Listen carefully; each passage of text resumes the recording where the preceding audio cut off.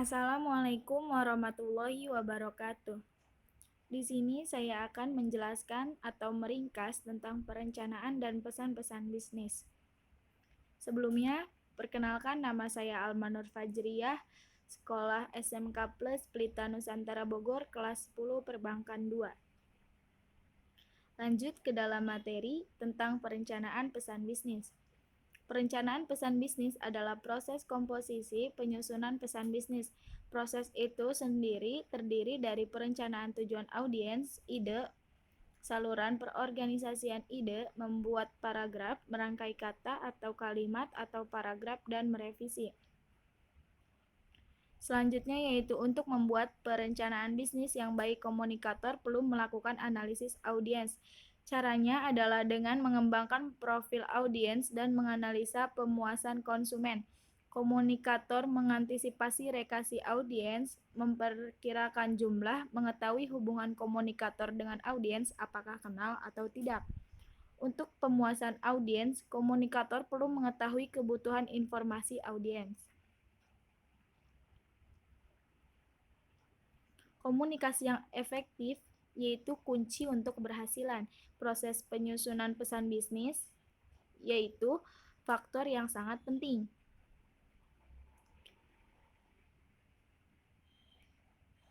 Selanjutnya, dalam perencanaan pesan bisnis akan ditentukan apa yang akan dikomunikasikan.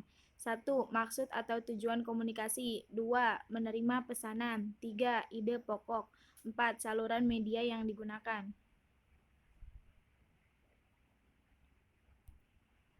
Tujuan dalam perencanaan bisnis harus dievaluasi apakah tujuan realistis, waktu, tempat, dan dapat diterima. Tujuan juga harus diuji apakah sesuai dengan kemampuan, ketetapan waktu, atau orang yang selaras dengan tujuan. Pesan bisnis dapat menciptakan nilai tambahan bagi perusahaan. Pesan-pesan yang disampaikan kepada pihak lain hendaknya mampu menjaga dan meningkatkan citra pengusaha. Untuk mendapatkan goodwill, setiap pesan bisnis hendaknya memiliki tujuan yang jelas, dapat diukur, dan tidak bertentangan dengan tujuan organisasi. Selanjutnya yaitu berikut ini tujuan-tujuan komunikasi bisnis. 1. Memberi informasi. Memberi informasi yang berkaitan dengan dunia bisnis kepada pihak lain. Yang kedua yaitu membujuk, yaitu memberikan persuasi kepada pihak lain agar apa yang disampaikan dapat dipahami dengan baik dan benar. Yang ketiga yaitu melakukan kerjasama atau kolaborasi. Melakukan kolaborasi kerjasama antara seseorang dengan orang lain. Cara menguji tujuan untuk menguji apakah tujuan yang telah ditetapkan tersebut sudah baik atau belum. Perlu pengujian dengan 4 pertanyaan berikut. 1. Apakah tujuan memiliki elastik? Yang kedua, apakah waktunya tepat? Yang ketiga, apakah orang yang mengirimkan pesan sudah tepat? Yang keempat, apakah tujuan selaras dengan tujuan organisasi perusahaan? Selanjutnya yaitu analisis audiens. Setelah komunikasi tersebut telah memiliki maksud dan tujuan yang jelas, langkah selanjutnya adalah memperhatikan audiens yang akan dihadapi, siapa mereka, bagaimana sikap mereka, dan apa yang mereka ketahui. Cara mengembangkan profil audiens yaitu beberapa jumlah dan bagaimana komposisi audiens, siapa audiens, rekayasa audiens, bagaimana tingkat pemahaman audiens, bagaimana hubungan komunikator dengan audiens. Selanjutnya yaitu pastikan dokumen Anda memenuhi ujian lengkapnya yaitu menjawab pertanyaan. Siapa, apa, kapan, di mana, mengapa, bagaimana. Apabila Anda menginginkan adanya tindakan, 1. Nyatakan dengan spesifik. 2. Semua pikiran yang penting.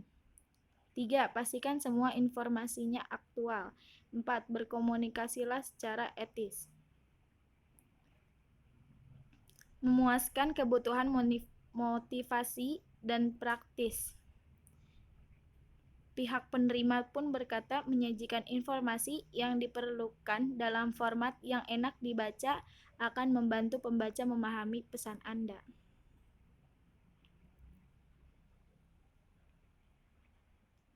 Pertimbangan pemilihan saluran komunikasi. Saluran lisan terbaik apabila Anda menginginkan umpan balik langsung dari penerima. Peran Anda relatif sederhana dan mudah diterima.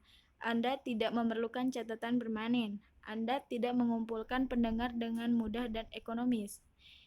Yang satu lagi, saluran tertulis terbaik apabila Anda tidak memerlukan umpan balik langsung. Pesan terinci, kompleks, dan memerlukan perencanaan seksama. Anda membutuhkan catatan permanen yang dapat dibuktikan. Yang keempat yaitu Anda mencoba menjangkau penerima dalam jumlah banyak secara geografis. Demikian yang dapat sampaikan. Kurang lebihnya mohon maaf. Terima kasih. Wassalamualaikum warahmatullahi wabarakatuh.